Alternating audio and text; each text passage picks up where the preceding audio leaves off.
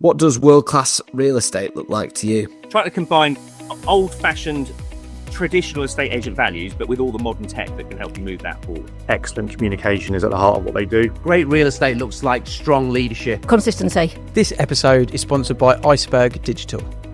Hello and welcome to another episode of the World-Class Real Estate Podcast. My name is Mark Well and I'm joined today, once again, face-to-face. Where are we? Leicester today by Ian Macbeth. How are you, mate? Feels uncomfortable doing it this way rather than on Zoom, doesn't it? But I like it. Yeah. We're kind of doing what people say they can't. We're multitasking. Mm-hmm. We've got our mastermind tomorrow, and we thought actually let's get some podcasts shot face to face so that everyone can enjoy them in 4K rather than Zoom HD. Yes, absolutely. So it'd be interesting to hear if people are watching them rather than listening to them, actually, wouldn't it? To know if this is making a difference. We feel it makes a difference to the quality of the conversation, I think. Yes. Yeah. And we've moved on past the post-COVID Zoom world a little bit anyway, haven't we? But we've still got those benefits of all of that. So we want to talk a little bit today about moving on and a few changes. So you messaged me and said you're 23 years in agency this year? Yeah, going into 23, yeah. Oh. Yeah, so I started in 2003. So does that mean I've done 22 and I'm going into my 23rd year? Yeah. I think that's what it is. Yeah. Too old to remember. Yes, it was a while ago. Did you do PTE training before you went into a estate agency? Yeah, so I left sixth form, got my A-levels, but I was already working part-time in a gym while I was at sixth form, then went full-time into the gym, did that until I was 19, nearly 20. And then went into agency. So how did you get into agency? Because that's always the question that people ask, and I can't remember who we were talking about. I think it was Steph from Talk about saying that we need to say that agency is a career, that people didn't fall into it. But did you fall into it? Absolutely. Yeah, like everyone did.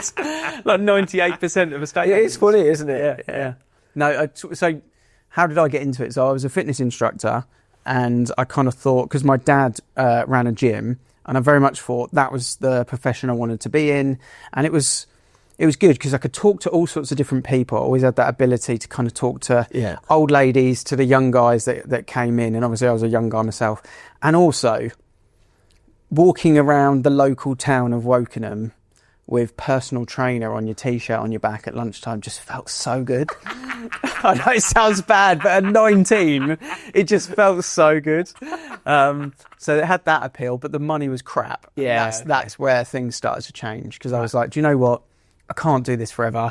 I got qualified up to a certain level. I was doing spin classes, this, that, and the other. And I was really on the cusp of, do I start driving and getting my own clients, or do I leave the fitness space? And I didn't like getting in at 5:30, opening up the gym, being busy for 2 hours, busy at lunch, busy in the evening. Felt like the day you'd done nothing. Very unsocial, isn't it?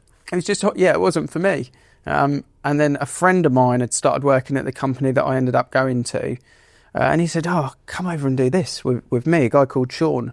He said it'd be really good.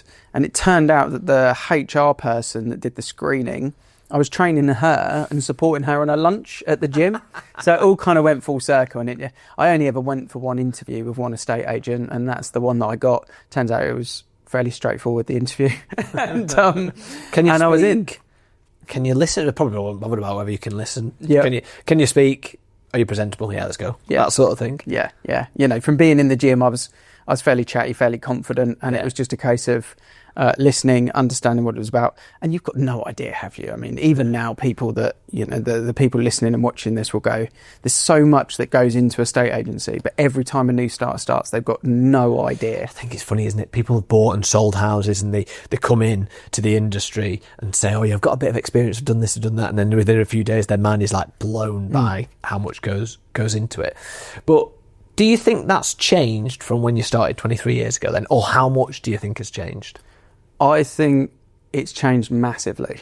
I think it's changed massively on the outskirts of things, but kind of the core values and the spine of it is probably relatively similar.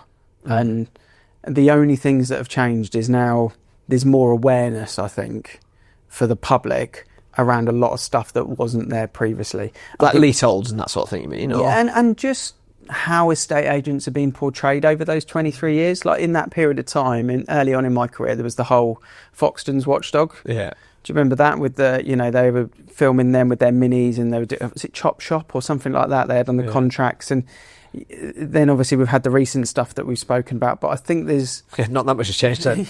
Yeah, I think there's a lot more awareness of what the negatives can be around the industry from the public sides, whereas maybe in the 80s and 90s there wasn't much as that. There was a bit of a rep, but it wasn't like spotlight stuff, whereas now Google reviews, Facebook slander, like it's high intensity. So I think that's the thing. The public are more sceptical. Yeah. But I still get someone now, you probably do the same, with our self-employed brokerages, where I'll speak to someone there, I don't know, 41, change of career, got no experience, can I be an avocado agent? I'm kind of like, no. Like, why do you want to be out of interest though? And they're like, well, we sold with purple bricks and I ended up doing all the viewings and I thought it was really good. And it's that's the summary of an estate agent in the public's eyes. Who's doing a few viewings on their own house. Yeah, it is. I remember having a conversation with a mate a few years ago, and he said, I think his conversation was, you don't really do anything, do you? Just stick a property on Rightmove. And I'm like, yeah, all right. But I think that perception is there. The process is probably broadly the same. I reckon as agents, we do a lot more now than we did 23 years ago. Would you agree? I think there's a lot more manual stuff that we still do now that we didn't do back then, because now there's a lot of doubling up on a lot of things. Even if it's compliance or it's just office standard, whereas before, I remember as the branch manager, let's fast track from being a trainee, I ended up being the branch manager just before I turned 22, so it was about just over 2.5 years. I went from trainee to branch manager, and one of the things I used to do on a Thursday was used to grab the big office diary. I don't know if you had it. Like a Bible, right? It's huge, this thing. Double page spreader. Used to get the diary on a Thursday, and the goal was to rule out next week's setup. So you've got 3 highlighters, I've got a ruler, I've got a pen, and you're kind of doing all of that. But I used to love it. I was like, right, I'm going to do a ring round here, we'll do tout in there, we'll do leaflet drop in here, viewing book gets done. But that was it, that was the diary. And then anytime anyone needed an appointment, the diary got passed around, and by about 3 months it was falling apart. But you made it last for the rest of the year. And then if you booked a viewing, it went in the viewing book, and then feedback got highlighted out, and you ticked it when it was confirmed with the buyer, ticked it when it was confirmed with the seller, ticked it when you'd done the viewing feedback, you highlighted it out. Green was an offer, yellow was a viewing, pink was cancelled. And I love how you remember it proper ingrained. That was it. It was so easy. That was all we had to do. Everything else was phones and viewings and being proactive. Whereas now, proper CRM set up, uploading things, AML, there's a lot more manual stuff that we have to do. The compliance, the difference in our compliance, if you look back to all that period, a lot of that stuff that you mentioned there is compliance. That is like chalk and cheese, isn't it? Yeah. So different. So that's the stuff which I do think bogs the standard estate agent down. And even though we've got all this rise of AI, automation, all of that side of things, in estate agency, we're still so manual. Like CRMs haven't cracked that. How manual we actually have to be for the benefit of the tech. No, I agree. I think that onboarding process now, and we're doing probably more of the solicitors' jobs if we're getting them legally prepared, if we're doing the Gazelle agreements, all that sort of stuff. That is a step into the solicitors' world that you probably could argue we're not getting paid for. It depends on the fees you're charging, I suppose. But what were fees like 23 years ago versus now? Can you remember? Yeah, I can remember vividly, because we used to have this like holy grail week, and I worked in a busy office. There was points in our office where we had well over 100 properties on the market at any one time. So 10 listings in a week was like minimum target. Really? That was the. It wasn't minimum target, but that was the number that you were expected to deliver. But the holy grail was, can you get 15 2% in a row? That was was the thing. So we used to do this, whereas it was almost like the weakest link. Where you get the question wrong and it all goes back to the beginning. But that was the thing. He used to go, right, 2%, and we would potentially come down to 1.5 from time to time. But you got a bit of shit in the office if you came back with a 1.5. And sometimes we had this thing. I don't know. I can't remember who in the company signed it up once, but you had sole agency agreement, someone wrote super on the top in handwritten and got a 3%er once. I think it was in the Reading office. So it's this super sole agency 3%er. It's just so random, so irrelevant, just pure value at ego. And then it was, can you get a super salt? That was the thing. It was normally a tout, but can you get a super salt? And you had to write super, and it meant you got like this VIP service. You got a dedicated, you got everything you got, but it was repeated really strongly, so it felt like it was special. But that was fees. Good upselling. Yeah, proper upselling. upselling. Super on the top. But we're talking 2003, 4, 5, Yeah, 6. house prices are very Before different. things had hit the pan. You know? Oh, we're talking about big rising market in that period of time. Yeah. So you came into agency in a rising market. Then things went to shit. What did you learn differently in that 07 crash to what you'd been used to? When did you? 03? So you've been in it for 4 years when shit hit the fan. Yeah. So you've been through a really good market and what we would argue now when it's easier to sell. So what did you learn differently when shit hit the fan? So the end of 07 to the end of 08 will always be my biggest learning curve. Yeah, So it will always be because I was quite young. I think I was still living at home with my mum around that sort of time. Yeah. You know, so I'm like 23 years old. The whole economy has collapsed everywhere, and we've got this. I was in the flagship office, the big office, Bracknell, and we've got 100 properties on the market, and all of a sudden prices start dropping. The world has changed. But all I'd known as an agent in that period of time was how to run the staff. I didn't really know how to run a business or an office when things were changing because prices were going up. So if the staff were motivated and if I recruited well and did their one-to-ones well as a manager of the office, then everything was kind of straightforward. And all of a sudden, strategy and structure and conversations and difficult conversations and the two offices was my office and then another one which is now Roman's Leaders Group, LGR. At the time it's just Roman's, and we were the two kind of market leaders, by some way as well. And then there was like 4 corporates, and the manager over there, maybe 10 years on me, been in the game for way longer than I had. And from what I understood, he basically put himself in the firing line and went out and did all the revaluations on all of their stock. He didn't disinstruct anything. He just had the proper conversations with the sellers. Whereas we got told from the top, if they don't listen to the price change, disinstruct them. So we were tearing up like 30 contracts. Even the super souls? Even the super souls were getting super binned. And in that period... So they're just saying, if it's on at the wrong price, just get rid of it. Yeah, they're like, if they don't listen to the price reduction, get rid of it, because focus your time on your ones. You're motivated sellers. Whereas the other guy was over in the other office. He's going out there doing face-to-face visits. Yeah. We're doing phone calls. Yeah. And he's having proper conversations. And they're picking up our disinstructions because they're pissed off with us at the right price, because second person's now told them it's the right price. And they're getting them on and getting them sold. And that year, we had a terrible year, as most agents did. Yeah. But they put their flag in the ground, the competition at that point, and they were hard to get back. So that experience, that period of time, you said that was a biggest learning. He fell back on his experience. And one of the things I was going to talk about today is that, so I've been in it a similar amount of time. I think I said I always say I've been doing it since I was 15. So this would be my 23rd year as well, effectively. Although I've been in and out because I've done the mortgages as well.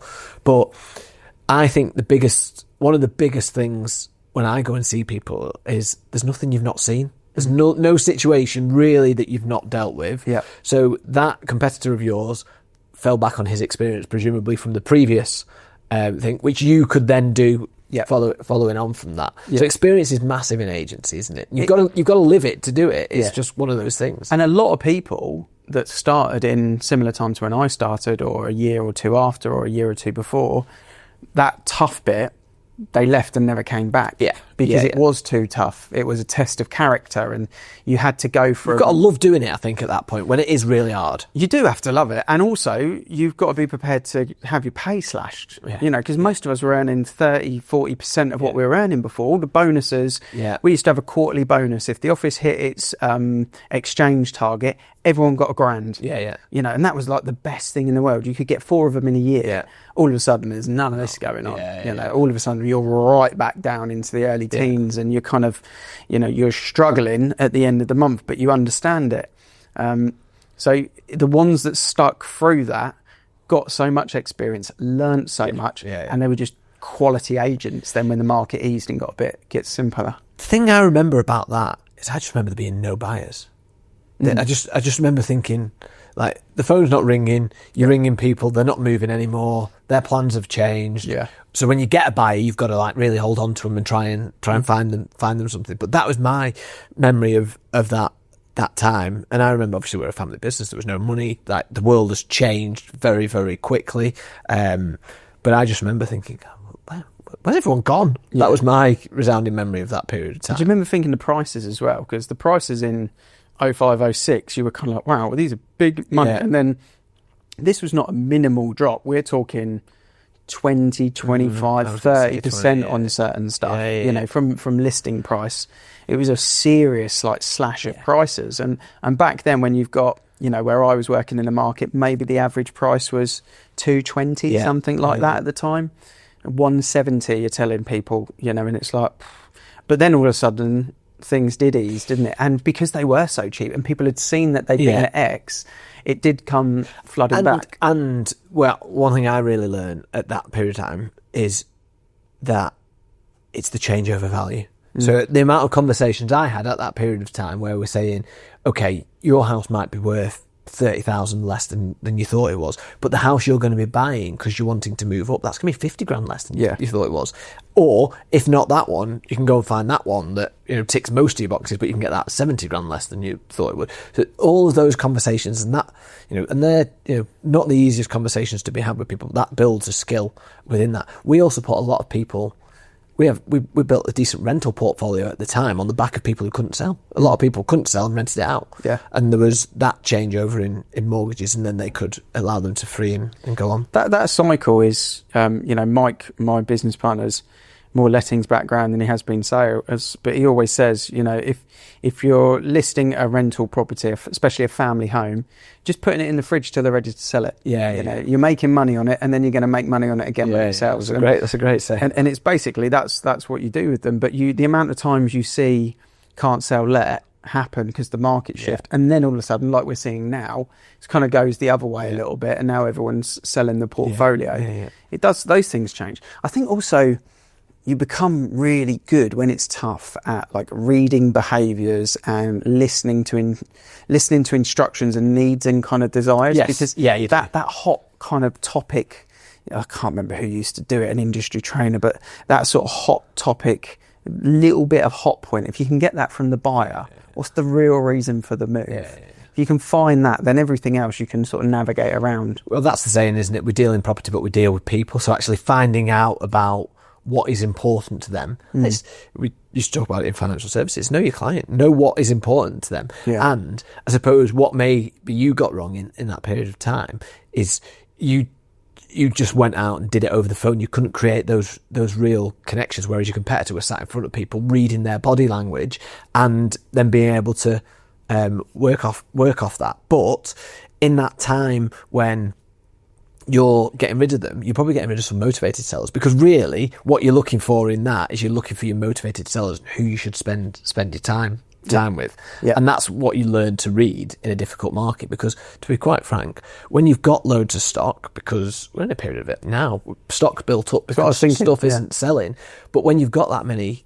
clients, you've got to learn how to prioritise, and prioritising isn't, you know, quite often it's not about fee, but about motivation. I'm going through it in my head all the time at the moment. I'm thinking, well, I've got 10 minutes. I'm going to ring that client because I know that we're more likely to have a decent conversation than that client who actually is just on the market. It's efficiencies, isn't it? It's efficiencies of our own time. And from a client's point of view, they may not like to hear it, but from an agency podcast, we have to be efficient with our time where we believe the transaction is likely to happen.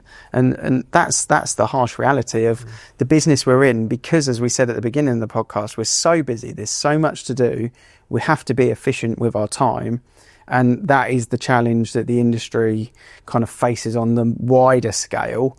It's a little bit different in the self-employed world with clients, because you don't have to be efficient with clients, you have to be efficient with the other stuff. It's just you. So it's kind of like the office has to be more efficient with clients and speak to them more frequently, because actually they've got economies of scale in the other areas. And the self-employed agent, it's the other way around. They have to try and automate and outsource, but clients are normally well looked after. Yes. So you mentioned efficiencies. Do you think that's the greatest skill that you've developed in these 23 years? The greatest skill, I always think the greatest skill is discipline to stick to whatever it is you're trying to achieve. But maybe as a secondary to that, efficiency is something that I think more in my late 30s into my early 40s that I'm starting to learn generally, is because I don't want to work the 14-hour days that I used to be more than happy to work. When we're talking about 23 years in industry, what happened in the first 3 to the last 3, that was the big difference. 8 o'clock hot vow comes in. I'm on it. Second viewing on a 2% or a super salt, I'm there. 7:30, I'm going round, we're closing that deal, and I'm in the office at 7:30, as the manager of the office, and I'm happy to work the hours. But as you get a little bit sort of older, you don't want to do the same hours, so you do learn to be more efficient and prioritise. So I think discipline and efficiency. If you can get those skills on point, then you do make quite a good agent, and that does actually work quite well in the kind of A/B scenario that I've spoken about before on this, about pairing yins and yangs together, because that does make a huge difference in office business as well. Me and Mike are an example of that. But pairing officers up with A's and B's when it comes to your assistant manager and your branch manager, or whatever the setup is, having someone that is a bit more disciplined and focused, and then having someone else that is a bit more creative and flair and energetic and passionate. These are quite good things to kind of pair up. And then you get a bit older, you sort of hopefully become quite well versed in both, really. And given that there's probably some people earlier on in their careers listening to this, and this is a bit of a cliched podcast question, so apologies, but I think there might be some value. And this wasn't meant to be me interviewing you, but it has kind of turned into that a little bit. But what would be one thing that you wish you knew when you started that you know now?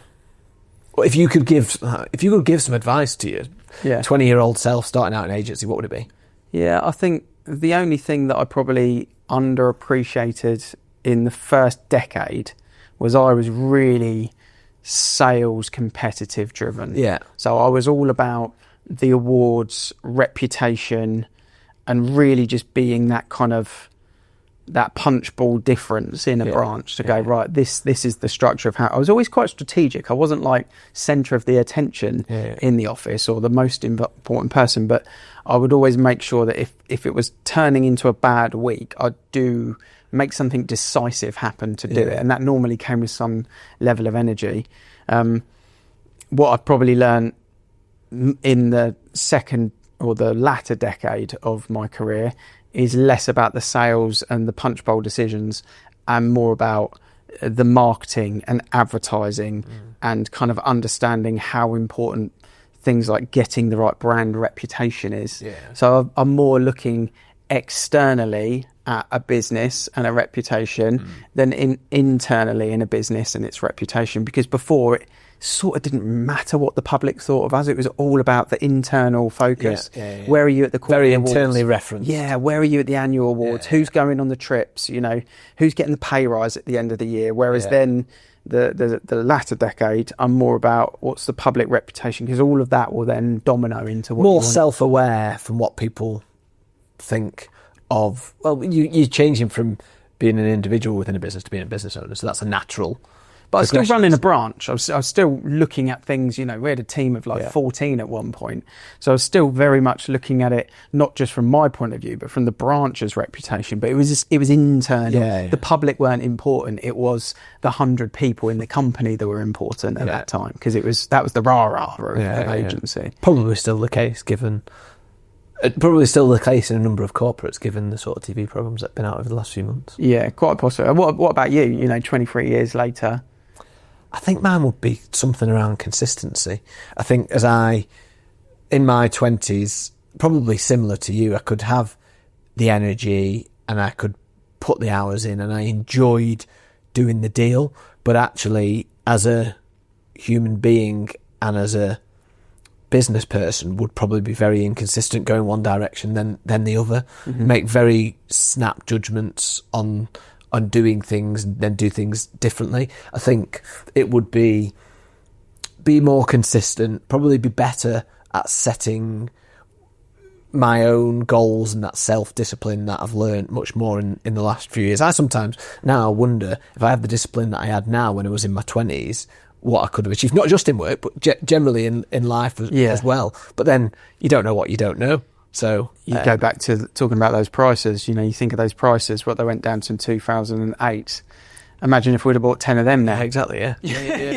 We can afford to buy 10 of those now, but you can't, because they're 4 times the price of what they were back then. That 07 crash is really interesting, because I look at those prices now, and sometimes, and you'll have done it, when you've been looking at prices of property, like, that's not gone up very much, and you realise they bought right at the height, and bang, it crashed down straight away. And there some houses are just selling now, just being in money. Yeah, it's very difficult. Do you think like, for me, if anyone says what was the biggest changing point in that 23 years, I would always say becoming a parent made me a totally different agent. Do you think that had the same impact for you? Yeah, I don't know if I've said it on here. I think I would have probably said it with Sam when my kids were a little bit younger. But I think, and it's easy to look back, I think experience is massive in estate agents. And I hate being that person that's been in it quite a long time that says, oh yeah, we're really, really experienced. But genuinely, I think, things, you change as a person, you become more self-aware, you can now give better advice. But I do think being a parent has made me a better estate agent. It builds that empathy. It Patience.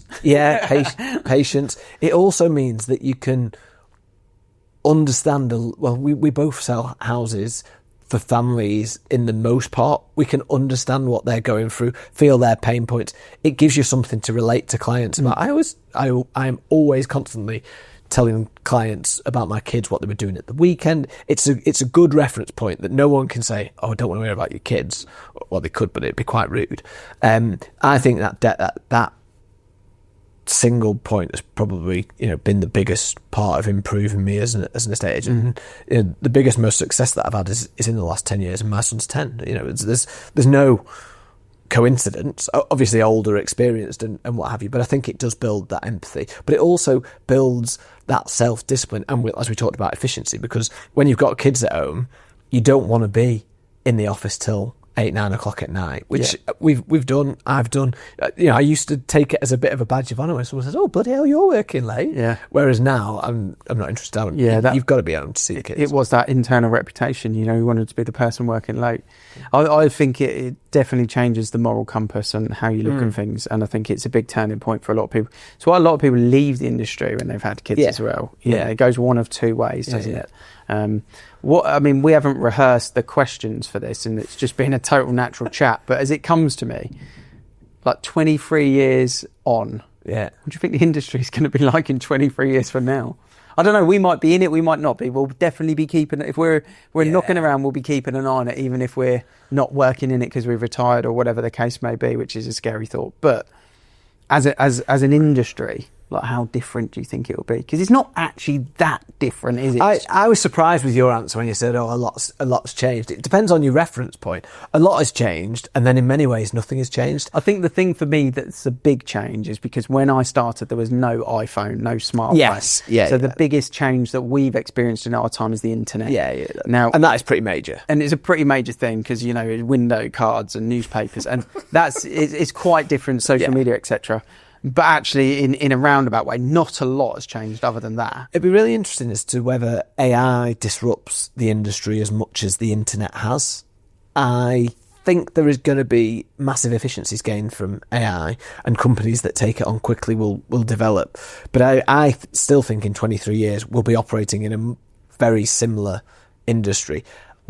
My biggest hope for that change over the years is that the process becomes different. I sit in front of many clients, week in, week out, and say, this process is not the best. We will give you the best advice that you can have. We'll make it as stress-free as possible, but the process leads itself open to people losing money and to people taking advantage of other people. And I hate that. That is one of the things that I really, really dislike about our industry, that the government haven't come up with a way where we can transact houses more efficiently. So that's my biggest hope. But I do think that the industry will always be about creating connection with people, and as you talked about in 07, reading motivations, finding out what people are looking for and putting them together. The idea of automating loads of parts of the job, including prospecting and stuff like that, it might come, but I think there might be a period where we go to that and then step back to the real human, because I think that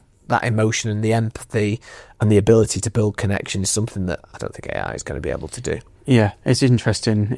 I saw, I think someone wrote about Zoopla's new feature. They're the first portal that are effectively changing the field search, where it's like 4-bed, etc., etc. And it's now just written word. So you can basically describe the house you want. Yeah. I don't know whether they've launched it yet or they're about to launch it, but you can, in a chat GPT style way, you can say, I want a 4-bed detached in so-and-so area, close to so-and-so school, something between a 3 or a 4-bed, in good condition or whatever it may be, double garage, and you can just ask that sentence, and that's the start of a big difference in the. I still think that's a bit gimmicky. That doesn't really change it, because that is you changing the input for the same output. So you change the input and you type it because that's the way people are going. They're typing into chat or typing into Google, but ultimately the output is still going to be the properties that are on the market. Yeah. And how do we get properties on the market? By connecting with the homeowners of those properties and showing them that you're the best agent to achieve their goals. Yeah. So that's the bit that I don't see. The output, you're right, is the same. It comes back, and what it is one step towards removing criteria and fields, and then if it's text that can go in to get the same output, could voice go in to get the same output? And so it might be just different in the way you search, but not necessarily different in the way you receive the information. The only way that happens is if we see a Rightmove Zoopla crumble, and all of a sudden it becomes back to the agent to do the bit. But we'll see. What are your predictions 23 years on? It's so difficult. I mean, I would imagine, people have now got things built in their head. I mean, I run now with the new headphones, because when I was in America, the left one stopped working. So I got the new Generation 4. And now I'm running and I'm talking. I'm having a full conversation because I'm like full on using Siri in every which way. And that is just something in my ear that I sometimes forget when I get back that it's in my ear, because it's so that comfortable. Yeah, and I think that's the big difference, is you've got no longer drop down like boxes, and we've potentially got the activation of voice and asking Alexa for that level of information. So I think that might be a big change, but you still need good people to have good conversations, to digest good data. And I'd shared a post actually on LinkedIn on Monday that showed where AI gets all its resources from.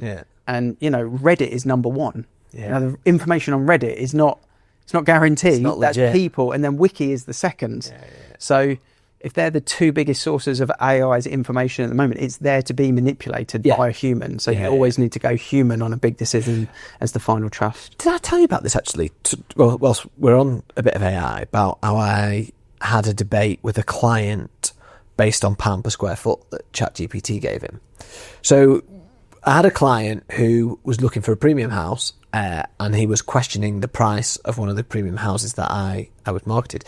And he said he'd done his research via chat based on property prices locally. So I looked at it, and it was out by about 40 or 50 quid a square foot. So on a 4,000 square foot house, it's a fairly significant, sum of money. So anyway, I went back and said, referenced a number, I should argue with a surveyor, right? Referenced a number of comparable properties, the reasons why, and blah, blah, blah. And he actually came back and said, oh yeah, you're right, ChatGPT was wrong. Now, most people would take whatever chat puts out as gospel. It's really interesting that you say that it references Reddit, it references Wikipedia. We're still a bit of a distance away from actually it providing us with legitimate and correct information 100% of the time. Yeah. I think we need to remember that. Don't get me wrong, I'm well aware that it will get there. I am not anti-AI at all. I say bring it on. But if you have got clients that are using it, it's well worth checking the validity of that data, because it might well be out. And as it happens, I've sold a house to that guy over the weekend, and this conversation was like 2 months ago. Where it wraps up into like a crazy thing that we always talk about, which if we're actually looking for, let's say, the September average house price for the UK, if you go to Halifax, Nationwide, Rightmove, Land Registry, they're all bloody different. So chat's got no chance, hasn't it, really? Yeah, exactly. It's got no chance on something like that, because where's the resource? Is it including the garage? Are some of them not including the garage? Like, all of these extra little bits that, AI can't comprehend, that needs a human to do the and this maybe goes back on your point with the solicitors, and a solicitor's argument might be, well, it's just documentation reading, but you have to digest the inquiries. So that's why a lawyer is involved, because if AI was just doing that, would they miss those bits that we just spoke about? So it's so difficult, but I don't know. I'd love to hear what people listening think. What's the number one takeaway they've had in their career?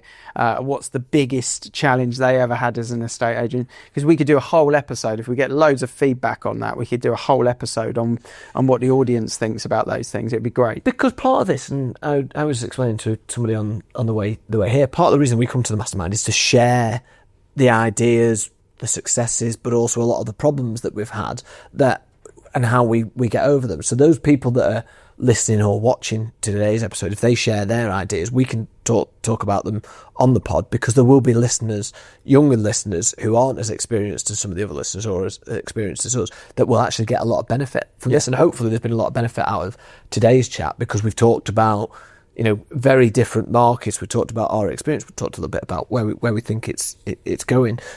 So hopefully you've enjoyed. Excuse me. You've enjoyed today's episode.